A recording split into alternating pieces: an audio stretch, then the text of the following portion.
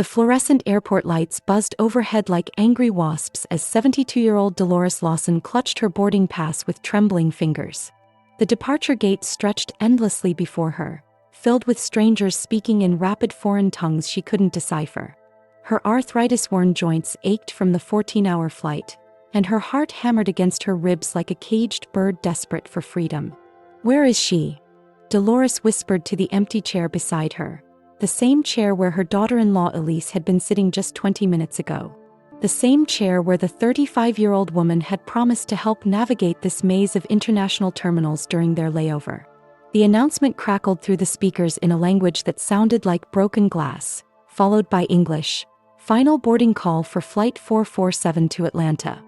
Dolores's connecting flight home. Her stomach dropped as she realized the gate number on her ticket didn't match the one displayed on the monitor above her head. Panic crawled up her throat like ice water. She fumbled for her phone, dialing Elise's number with shaking hands. Straight to voicemail. And again. The automated voice felt like mockery. "You've reached Elise. Leave a message after the tone." But there would be no message. Because as Dolores would soon discover, Elise hadn't just stepped away to use the restroom or grab coffee.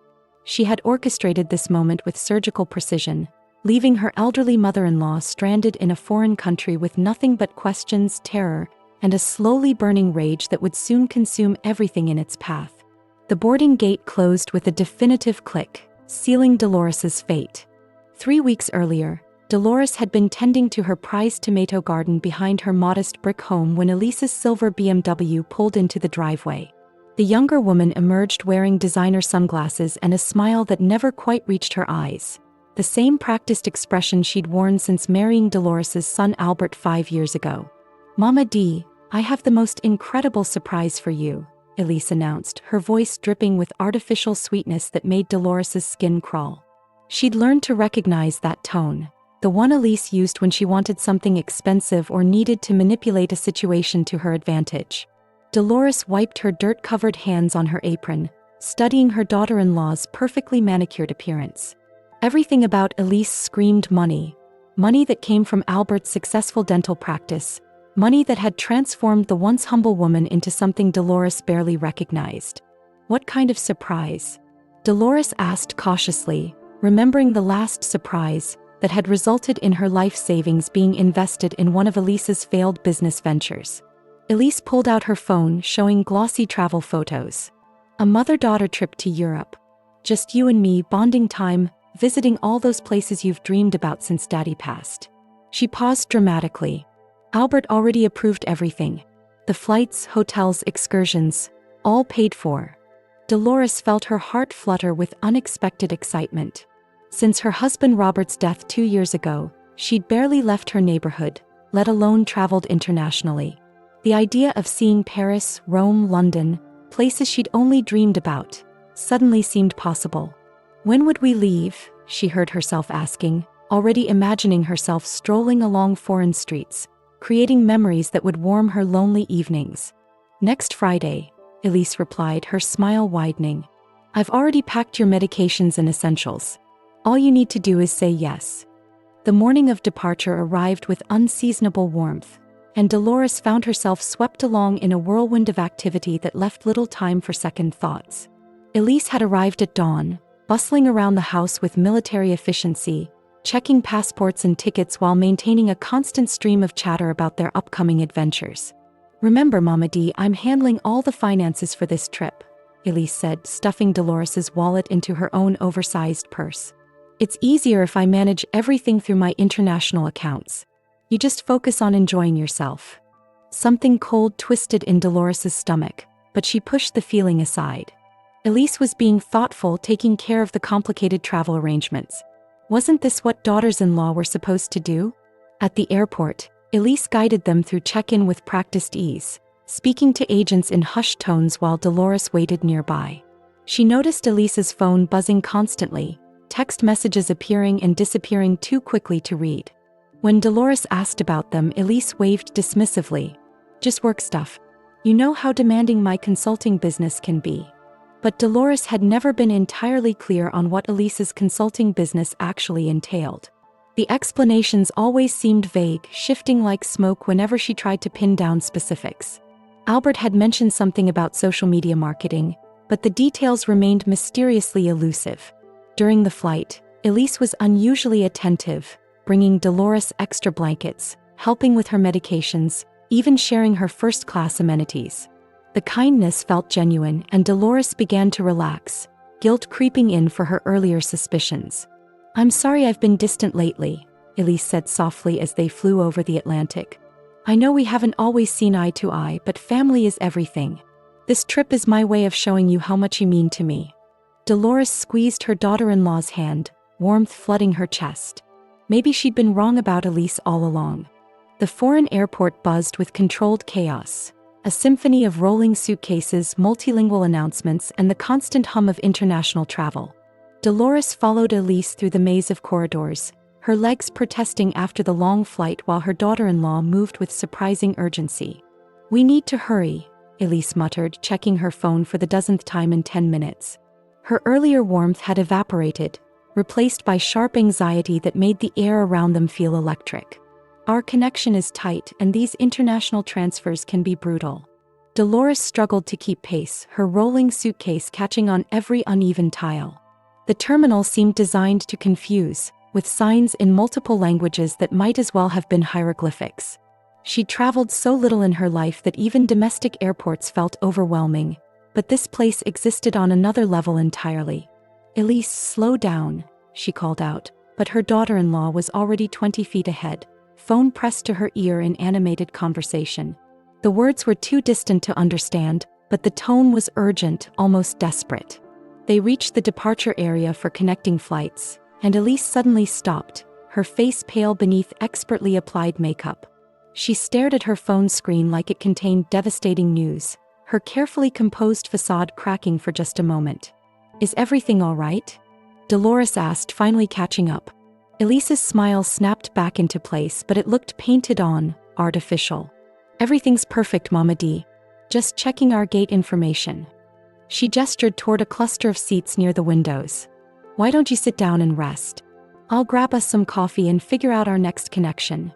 Dolores settled gratefully into the uncomfortable airport chair, watching planes taxi on the runway beyond the windows. She felt proud of herself for making this journey, for stepping outside her comfort zone at 72. Robert would have been so proud to see her being adventurous. "I'll be right back," Elise promised, already walking away. Those would be the last words her daughter-in-law ever spoke to her. 27 minutes. That's how long Dolores waited before the cold realization began creeping into her bones like winter fog.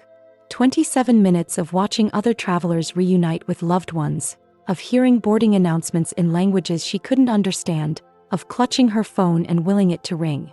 The coffee shop Elise had mentioned visiting was empty. The restrooms nearby yielded nothing but the echo of Dolores's own footsteps. She approached the information desk, her voice barely above a whisper as she tried to explain her situation to a uniformed woman who spoke broken English. "Hi, daughter-in-law," Dolores began, her throat tight with growing panic. "She was getting coffee, but I can't find her anywhere." The information desk worker smiled politely but seemed more focused on the computer screen than Dolores's crisis. "Maybe she goes to different terminal? Is very big airport, very easy to get lost." But deep in her gut, Dolores knew this wasn't about getting lost. This was about being left behind. Abandoned. Discarded like yesterday's newspaper in a place where she couldn't even read the signs or communicate her most basic needs. She tried Elise's phone again, her arthritic fingers struggling with the international dialing codes. The automated message played in cheerful tones that felt like mockery. "The number you have dialed is not in service." Not in service. The words hit her like physical blows. Elise had disconnected her phone, severing the only lifeline Dolores had in this foreign maze. Her knees nearly buckled as the full scope of her situation crashed over her like a tsunami. No phone contact. No idea where she was supposed to go next. No access to money since Elise had taken her wallet for safekeeping. No understanding of the local language or customs. 72 years old and completely, utterly alone in a place that might as well have been another planet. The boarding announcement for her connecting flight echoed through the terminal, "Final call, last chance to get home." But she was already too late. Elena Merton noticed the elderly black woman first because of her tears. Silent streams that carved paths down weathered cheeks while trembling hands clutched a boarding pass like a lifeline. As a flight attendant with 15 years of international experience, Elena had developed radar for passengers in distress. But something about this woman's quiet desperation cut deeper than usual. "Excuse me, are you all right?" Elena asked in her gentlest voice, kneeling beside Dolores's chair despite her own uniform skirt and the less-than-clean airport floor. Dolores looked up with eyes that held a mixture of terror and embarrassment. I think I've been left behind. My daughter-in-law was supposed to help me with my connecting flight, but she's been gone for over an hour now." Elena's heart clenched. She'd seen this before. Family members who disappeared during international layovers, leaving elderly relatives stranded. Usually it involved some kind of insurance scam or inheritance scheme, but the specifics mattered less than the immediate crisis. "What's your name, sweetheart?" Elena asked, settling into the adjacent chair. "Dolores Lawson. I'm trying to get home to Atlanta, but my flight left without me and I don't understand any of this." She gestured helplessly at the foreign signage surrounding them. Elena checked Dolores's boarding pass and winced. Not only had she missed her connection, but the next available flight wasn't for another 18 hours. "Do you have somewhere to stay tonight? Hotel reservations?" The question triggered fresh tears. "Elise handled everything. She took my wallet, said it would be easier if she managed all the money. I don't even know what country I'm in right now." Elena felt anger building in her chest. The cold, controlled fury she reserved for people who preyed on the vulnerable. But anger wouldn't solve Dolores's immediate needs. Action would. "You're in Frankfurt, Germany," Elena said gently. "And I'm going to help you get home. But first, we need to figure out what happened to your daughter-in-law and why she left you here." Elena's connections in airport security proved invaluable as they pulled surveillance footage from the departure terminal. Dolores watched the grainy black-and-white video with growing horror as the truth unfolded in digital clarity. There was Elise, 28 minutes after leaving Dolores at the gate, walking briskly toward a different terminal entirely. Her phone was pressed to her ear, her expression animated and excited rather than concerned. The timestamp showed her boarding a flight to Zurich, a destination that had never been mentioned in any of their travel discussions. "She planned this," Dolores whispered, her voice hollow with disbelief. "She brought me here just to abandon me." Elena studied the footage with professional scrutiny. "Look at her body language. She's not lost or confused. She knows exactly where she's going." Elena paused the video on a frame showing Elise laughing during her phone conversation. This was premeditated. The airport security supervisor, a stern German man named Klaus, pulled additional records. The reservation shows 2 passengers originally, but one ticket was changed 3 days ago. Different destination, different airline. Someone paid extra fees to modify the booking. Dolores felt the room spinning around her. 3 days ago, she'd been excitedly packing her suitcase, calling her neighbor to watch her house, looking forward to the adventure of a lifetime. While she'd been preparing for their bonding trip, Elise had been plotting her abandonment. Why would she do this? Dolores asked, though she suspected the answer would be devastating. Elena exchanged glances with Klaus. "In my experience, when family members strand elderly relatives in foreign countries, it's usually about money. Life insurance policies, inheritance claims, property deeds. Situations where the person needs to be declared missing or deceased to access funds." The words hit Dolores like ice water. Elise wasn't just abandoning her. She was positioning her to die alone in a foreign country, thousands of miles from anyone who might come looking for her. The realization was so monstrous that it almost seemed impossible to believe. But the evidence was right there on the security footage, playing in an endless loop of betrayal. Elena helped Dolores place the international call to Albert, her son, using the airport's administrative phone system. The time difference meant it was early morning in Atlanta, and Albert's voice sounded groggy when he answered. "Mom, how's the trip going? You and Elise having fun in Paris?" Dolores's throat closed up. How could she explain that his wife had orchestrated this nightmare? How could she shatter his world with the truth about the woman he loved? "Albert, honey, I need you to listen carefully. I'm not in Paris. I'm stranded at an airport in Germany, and Elise left me here." Silence. "Then, what do you mean left you there?" Like she got on the wrong flight. No, baby. She deliberately abandoned me. Changed her ticket, took my wallet, disconnected her phone. The security footage shows her boarding a completely different flight to Switzerland. She heard Albert moving around, probably getting dressed, his voice becoming more alert. That's impossible, Mom. Elise called me yesterday from Paris. She sent photos of you two at the Eiffel Tower. Elena had been listening on speaker and she leaned forward. Mr. Lawson, this is Elena Merton, a flight attendant helping your mother. Those photos were likely taken from the internet or during a previous trip. Your wife never boarded the flight to Paris. We have airport surveillance confirming she flew to Zurich instead. The silence stretched so long that Dolores wondered if the call had dropped. When Albert finally spoke, his voice was strained and unfamiliar. I need to check something. Mom, stay on the line. She heard the sound of computer keys clicking rapidly, then a sharp intake of breath. Jesus Christ, Albert whispered. Our joint account. He cleaned it out. Withdrew everything yesterday morning before her flight. $47,000 gone. Dolores felt the final piece of the puzzle click into place. This wasn't just abandonment, it was theft. Elise had used the trip as cover to access their money and disappear, leaving Dolores stranded to cover her tracks. Elena watched Dolores transform before her eyes. The frightened, abandoned elderly woman was still there, but underneath emerged something harder, more determined. 72 years of life experience had taught her that sometimes survival required fighting back. Albert, I need you to do exactly what I tell you, Dolores said, her voice steady despite the circumstances. First, call the bank and report the theft. Then call the police and file a missing person report for me. Tell them I was supposed to be in Paris but ended up stranded in Germany instead.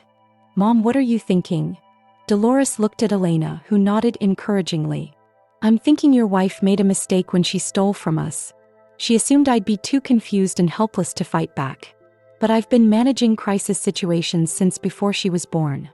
Elena pulled up information on her phone.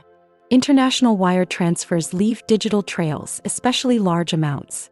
If she moved the money to Swiss accounts, there are reporting requirements that will create a paper trail. Albert's voice crackled through the international connection. I've got the bank on the other line. They're saying the withdrawal was authorized with both our signatures, but Mom, you weren't even in the country when this happened. Because she forged my signature, Dolores said grimly. I never signed anything related to that account. She's been practicing my handwriting for months. I caught her once but thought she was just doodling. Elena felt a chill run down her spine. This level of premeditation was chilling. Your daughter-in-law has been planning this for a long time. The forged signatures, the fake travel itinerary, the timing of the withdrawal. This is sophisticated fraud. Klaus, who had been listening quietly, stepped forward. In Germany, we have agreements with American authorities for financial crimes. If you file formal charges, we can begin tracking her movements immediately. Dolores squared her shoulders. Then that's what we're going to do. Elise wanted to leave me here to die. Instead, she's going to wish she'd never been born. While Albert worked with American authorities, Elena used her airline connections to track Elise's movements beyond Frankfurt. The picture that emerged was both sophisticated and sloppy, the work of someone who was smart enough to plan elaborate fraud but arrogant enough to leave obvious trails. She checked into the Hotel Bauer au Lac in Zurich, Elena reported, reading from her laptop screen. 5-star accommodations, presidential suite, paid with a credit card that was opened 3 weeks ago using your address, Dolores. Klaus nodded grimly. Identity theft on top of the wire fraud. In Switzerland, they take financial crimes very seriously. If she's moving large amounts of money through their banks, she's triggered multiple reporting requirements. Dolores felt a savage satisfaction building in her chest. What else? Elena continued scrolling through airline and hotel databases. She's booked for another flight tomorrow, first-class service to the Cayman Islands. One-way ticket, no return reservation. The Caymans, Klaus mused. Classic money laundering destination. She's planning to disappear entirely, probably with new identity documents and offshore accounts. The scope of Elise's betrayal kept expanding like ripples in a pond. This wasn't just about abandoning Dolores or stealing from their joint account. This was about erasing her entire life and starting over with stolen money, leaving her family to believe she was dead or missing. Albert's voice came through the phone with updates from Atlanta. The FBI is involved now. Bank fraud across state lines, identity theft, potential insurance fraud. They're calling it a major case. And Mom, there's something else. Dolores steeled herself. What? Elise took out a life insurance policy on you 6 months ago. $200,000 with herself as the sole beneficiary. She told me it was a surprise gift, that she wanted to make sure you were covered if anything happened. Elena felt sick. She was planning to have you declared dead after this trip. Collect the insurance money on top of the stolen bank funds. But Dolores wasn't crying anymore. He was planning. And when a 72-year-old woman who had survived segregation, raised 5 children, and buried her beloved husband decided to plan something, it got done with military precision. Elena had pulled strings throughout the aviation industry, and by morning, Elise's escape route was mapped with surgical precision. Every hotel, every flight, every financial transaction was being monitored by authorities in 3 countries. The net was closing, but the question was whether they could stop her before she disappeared into the offshore banking haven of the Caymans. She's attempting to board her flight to Georgetown in 2 hours, Klaus reported, his phone pressed to his ear as he coordinated with Swiss authorities. But there's a problem. The credit card she used for the ticket has been flagged as fraudulent, and Swiss police are waiting at the gate. Dolores felt her heart pounding with anticipation. After 36 hours of terror and betrayal, justice was finally within reach. But she'd lived long enough to know that nothing was guaranteed until it was finished. Elena looked up from her laptop. I've got confirmation that Albert's fraud report has been processed by the FBI. They've issued a federal warrant for Elise's arrest on charges of wire fraud, identity theft, and attempted insurance fraud. Interpol has been notified. The phone rang and Klaus answered with rapid German before switching to English. She's been detained at Zurich airport. Swiss authorities found forged identity documents, stolen credit cards, and evidence of the wire transfers to Cayman accounts. She's not going anywhere. Dolores closed her eyes and felt 20 pounds of tension leave her shoulders. The woman who had tried to erase her existence was now facing erasure of her own, years in federal prison, financial ruin, and the complete destruction of the life she tried to steal. But there was still one more call to make, one final piece of justice that needed to be served. Dolores picked up the phone and dialed a number she'd memorized decades ago. Internal Revenue Service, how may I help you? I need to report unreported income and potential tax evasion, Dolores said calmly. I have documentation of someone who moved $47,000 offshore without proper reporting. Elena smiled. Hell hath no fury like a grandmother wronged.